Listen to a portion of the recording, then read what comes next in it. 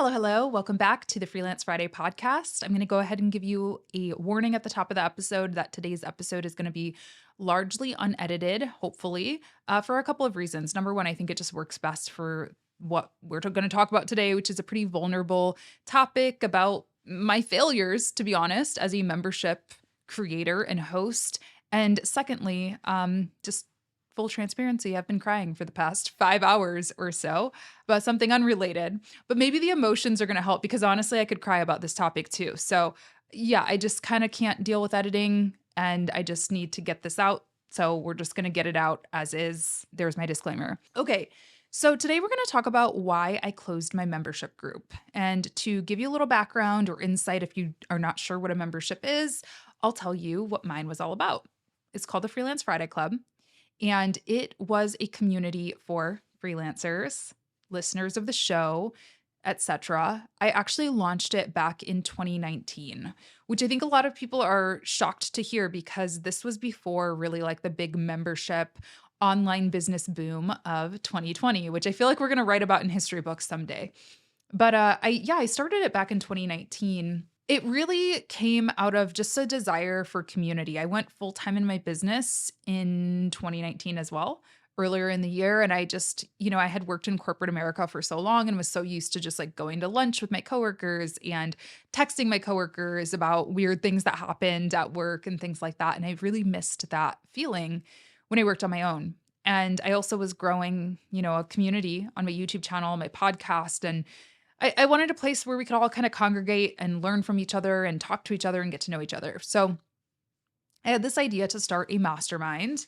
And I had heard about that concept before from people like Lori Harder. She wrote a book called A Tribe Called Bliss. I've referenced that book so many times, but I wasn't the original person, obviously, who made a mastermind. But basically, the idea is it's a group of people who get together and share wins, share struggles, share what's going on in their businesses or lives or whatever. There's a fruit fly on my camera lens. We're just going to ignore it. I really can't ignore it.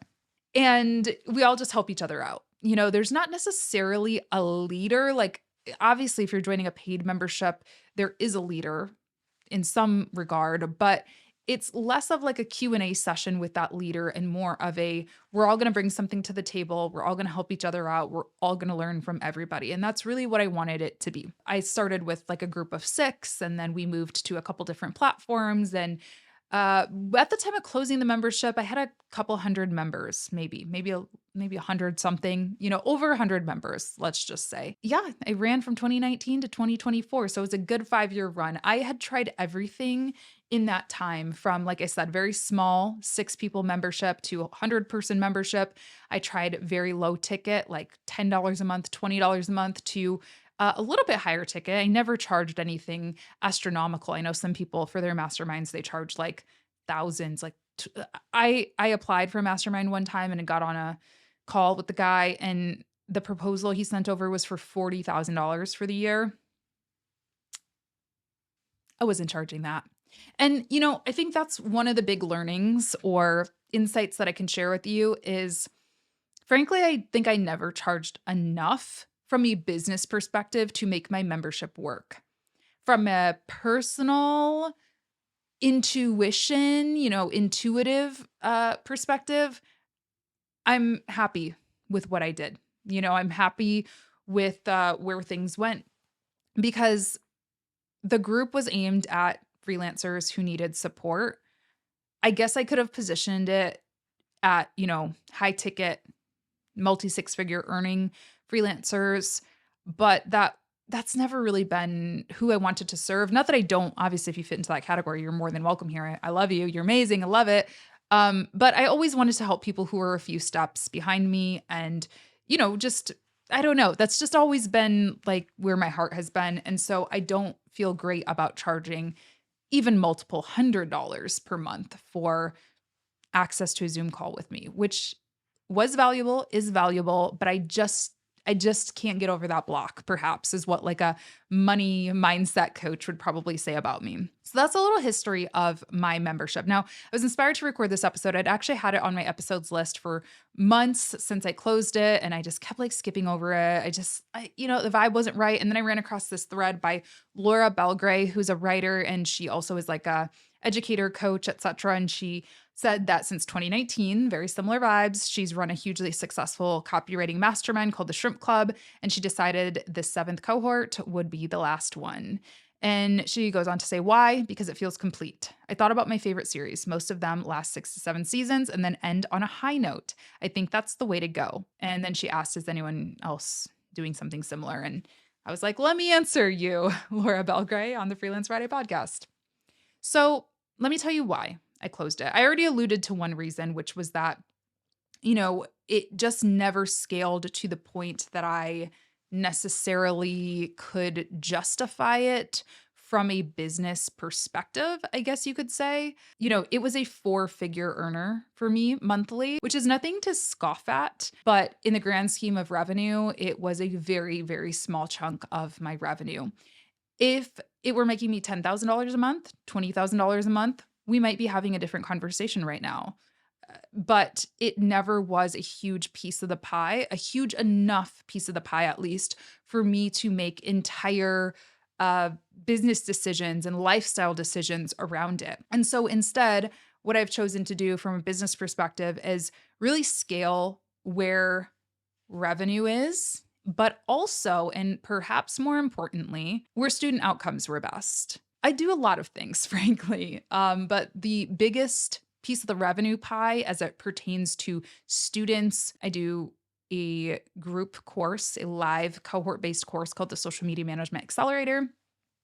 And I do one-on-one coaching, consulting, whatever. I feel kind of weird about the term coaching sometimes, but it is what it is. What I learned over 5 years of running Freelance Friday Club, or what I observed, was that I just did not see the same outcomes as I saw with those other two offerings, the accelerator or other cohort-based courses, and with one-on-one work. Let's just get this disclaimer out here. The members in the group, especially the ones who are there on the last day, the last call, the last month, are amazing people. This is by no means a representation of my feelings towards them personally or professionally, or if I make a generalization like saying outcomes are better in one thing versus another, that is on the broad scope. It's not individual. I just got to put those disclaimers out there. But by and large, when an accelerator cohort would open and close, I would go on and see people get a bunch of clients after, or I would at least have a handful of really standout students who are the following year, oop, I'm making 6 figures now. Oop, I'm working at this really cool company now. Oop, I quit my job now.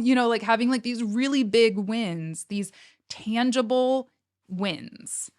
And again, it's not to say that nobody in the Freelance Friday Club had those, but the amount of them compared to how many members were in them and how long people stayed I just didn't see it as often, or at least I didn't hear about it. And same thing for one-on-one coaching or consulting. I actually stopped doing one-on-one kind of around the time that I did open Freelance Friday Club. Last year, I actually took on a one-on-one client. He was a friend of mine and he just kind of asked, and I was like, of course, sounds fun. We're already friends. And I realized wow, I really, really miss this because it's just a different relationship. It's not better or worse necessarily, but I think the impact is very different. Being able to ask somebody and get really vulnerable with somebody and not have to worry about how many eyes are on you on a Zoom call, or is it being recorded, or it's just different. And I think my personality style, my communication style, I just do better with close, intimate, one-on-one relationships versus entertaining and shouting and being the loudest voice in the room and being the expert and the know-all. And, I just think it is, again, not a reflection on the group. It's a reflection on the format. It's a reflection on me and what works best for me. And I just found that student outcomes were best in the accelerator and in one-on-one. Editing Latasha here. I just want to quickly clarify something because this was a question a lot of my members asked me is, okay, well, if group format isn't so great for you, then why are you focusing on the accelerator? And I think it's important to make a distinction when you, or at least when I have curriculum to teach. I think that format is very different than being the host of a party. I feel like that's kind of what a membership is. It's I'm welcoming you to my dinner party.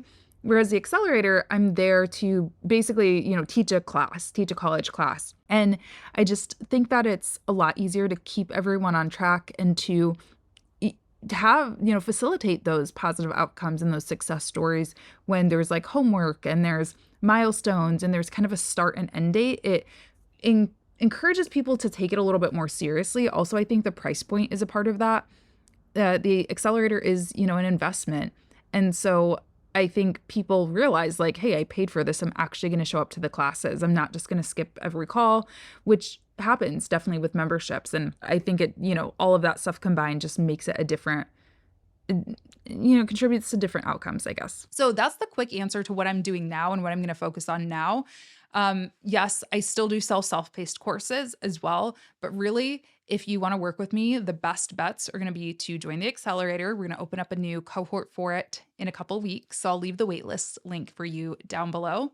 Or you can also apply for one-on-one coaching if you're a little bit further in your journey. You don't necessarily need some of the more intro level stuff, and you really are looking to pivot to doing education products or an agency model, or start attracting higher ticket clients, or start creating content, authoritative content of your own. That's a good fit for my one-on-one coaching program. So I'll leave an application link for that as well. But yeah, I wanted to shift my energy and scale those things. The second thing, which I alluded to in the intro, I'm just going through a lot right now, personally. I mentioned, I made a video a while back about going through some health issues, really for the first time in my life, which I am so grateful to say and lucky. I know at 33, so many of my friends have had really terrible things happen. I've had complications from surgeries, and, I consider myself super lucky to really have never really struggled with my health until now, 32, 33.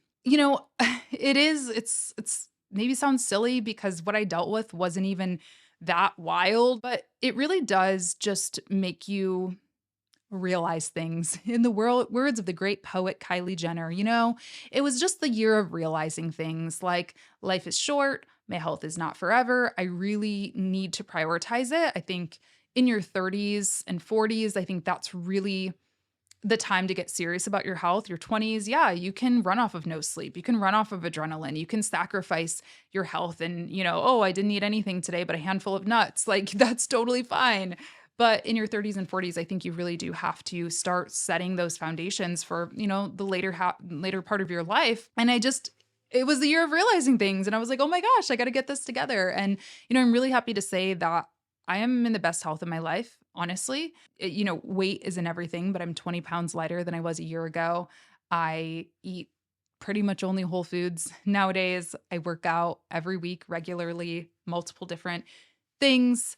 I feel good. I've been sick, since getting way healthier, and it has not broken my body down in the same way it did a year ago. I feel like I look good. I feel more, that's improved my confidence. Like, I truly feel like I've put in the work and I'm reaping the rewards, and they're going to be rewards that impact my life long term. And that's something that I'm being selfish about right now. A year ago, I could not imagine saying, oh my gosh, I'm going to dedicate an hour a week to going to Pilates class. And that's just the class. That doesn't include the travel time. That doesn't include the laundry time, the shower time, before, after, whatever. Yeah, I could have never imagined saying something like that. And today it is a non-negotiable. And that's just one thing that I do, that is a non-negotiable. And there's a trade-off, right? I'm losing money. I lost money by closing the membership. My health is more important. My health is 1000% more important. And secondly, I've been going through a lot in my personal life as well. And I don't say that. I know I've said this a couple times, and I'm not trying to be cryptic by saying that. It's just there's a lot of layers. There's, it's not just me. And I just want to be respectful of that. And I want to be ready to talk about it. I absolutely will, but I'm not there yet to talk about it to potentially 200,000 plus people. But yeah, I've been dealing with a lot of emotions and changes in my life. And it's just like, I was doing one-on-one coaching actually when my father passed away in 2018. And I still have so much regret for how I handled that, because I had an amazing coaching client, by the way. I only had one, and she was amazing. She would have totally understood if I would have said, hey, I'm going to take a month off, but I didn't. I kept going. I kept, I had a coaching call with her. I'm pretty sure like the week after my dad died, which if you've ever lost a parent or someone really close to you, especially really tragically, you know that a week later or a few days later, you are a mess. Like I was crying all the time, like literally 24/7. And I have so much regret for how I handled that because it wasn't serving her by punching in the clock and just showing up. And it wasn't serving me, and I deserved to grieve and take time off and just be alone with my thoughts or, whatever I needed to be. So I knew I have not lost anyone, knock on wood here, physically or anything like that. But I am grieving some things. I am going through some things. And I knew I didn't want to make that same mistake and just keep pushing through and keep performing and keep being strong for everybody else when I needed to be strong for me emotionally. I needed to get back on my therapy grind. I'm doing that every other week. I needed to be there for my loved ones, all the things. And so it's that old adage, right? Like put your own mask on before helping others. And that's what I've needed to do. And I think that's a lesson hopefully you can take as a business owner too. If you're really not feeling it, don't push through just for your clients. Like, there's a role of intuition, I guess. And I know that's a little woo woo, but when you need to just focus on something else or focus on you. And I just really encourage you to listen to that. This is like a weird cut, but I just feel like I kind of ranted about my personal life and didn't really go in depth about also why hosting a membership I don't think is for everybody or every life situation or life stage. It's really hard to just show up for like up to 100 people on a Zoom call when you're really struggling inside or really going through something very serious, whether it's health or personal life or, loss of people or whatever. And like I remember just an example, an illustration of this, and I don't mean any harm if you were on this call. I know it was not done maliciously or anything, but I was in a car accident early last year, and I had a mild concussion and it was the day before a Freelance Friday Club call. And of course I thought about canceling it. I was like, I shouldn't go when I was just in the hospital in ER in a car accident. But I still kept the call because people paid for it and I didn't want to let anyone down. But I did get on the call and I said, hey guys, I was just in a car accident. I have a mild concussion. So I apologize if I'm a little like out of it today. And maybe one or two people said, I hope you're okay. Or, wow, thanks for letting us know. It was just kind of like a deer in headlights stare. And again, I know nobody meant it maliciously. I just want to be really clear and nobody owes me love or care, right? They're paying to be there. But it's just one of those things where when you are going through hard times, it kind of can become a little dehumanizing, I guess, in some ways. And that's kind of how I started to feel. And I didn't want to feel that way. I didn't want to continue leading something where I felt like I couldn't be human. I couldn't have emotions. I had to always be the strong one, and yeah, I think I'm at that point now. I'm getting so much better, healthier, mentally, physically, emotionally, all of that. But it just was emotionally a lot for me. So I just wanted to like add that context there. The last point that I want to make is honestly, online business has changed a lot from 2019 to 2024. And I'm not going to dwell on this part too much because I've made videos about it. I did a podcast interview with Eva Collins, who, we kind of talked about all things coaching. There's been so many documentaries and things like that out. And, I don't need to dwell on it. But yeah, online business has changed.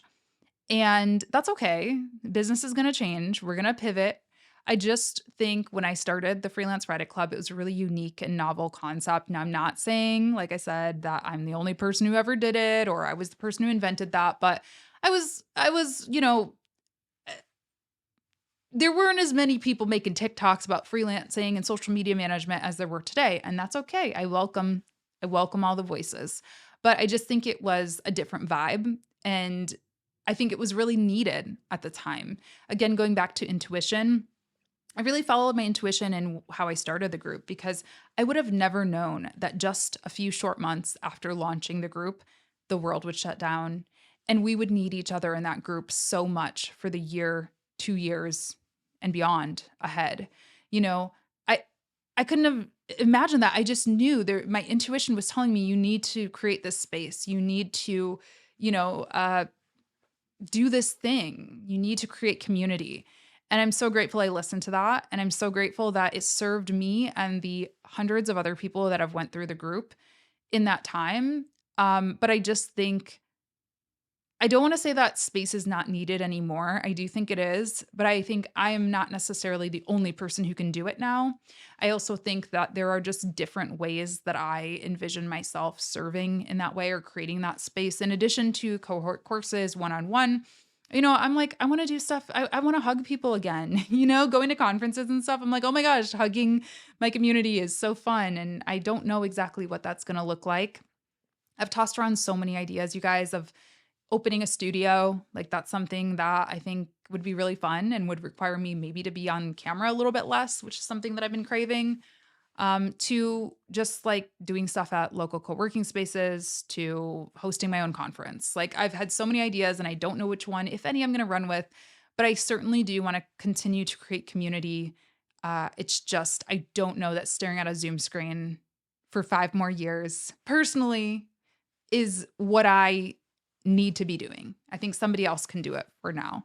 And yeah, online business has changed a lot. I think trust is, it's a struggle because there have been a lot of weirdos, to be honest, entering this space. And I'm certainly not saying that I'm perfect or, amazing or anything like that, but I do stand by what I offer.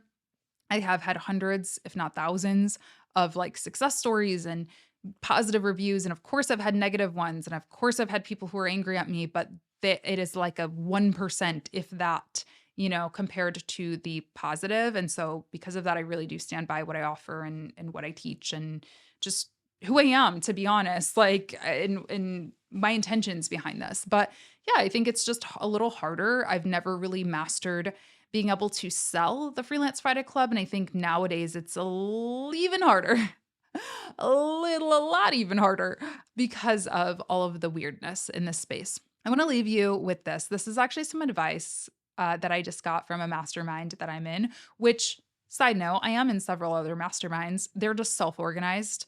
Find friends, reach out to people, join a cohort course and then meet people in there, join SMMA. A lot of SMMA alumni have went on to do their own little masterminds and things like that. But yeah, I'm in masterminds with friends that I met on Twitter, honestly, friends that I met on Instagram, etc. Good times. But anyway, one of the guys on the call, he said something that was just so poignant to me. He said, "Screwing up is a celebration, and it's okay not to know." And I think those words are also part of the reason why I was encouraged to record today's episode. So there you have it. That's why I closed my membership group. Will I ever start another membership? Maybe. Who knows? I actually think yes. I do think there is a need, like I said, for community, whether it's virtual or in person. It's just in its current format, past format, whatever. I just don't think it made sense anymore. So time to regroup. If you want to work with me, the Accelerator, Social Media Management Accelerator, I'll also be doing some other cohort style courses later this year and into next year, more focused on content creation and building authority. So stay tuned for that. And one-on-one is also available. It's not something I push. It's not something I like actively sell. But if you've been watching or listening for a while and are like, you know what? I want that real relationship, working relationship, and I'm ready for that next step and some real dedicated consulting. You can apply for that as well. Thank you so much for tuning in today. I appreciate you, and I will talk to you in the next one. Goodbye.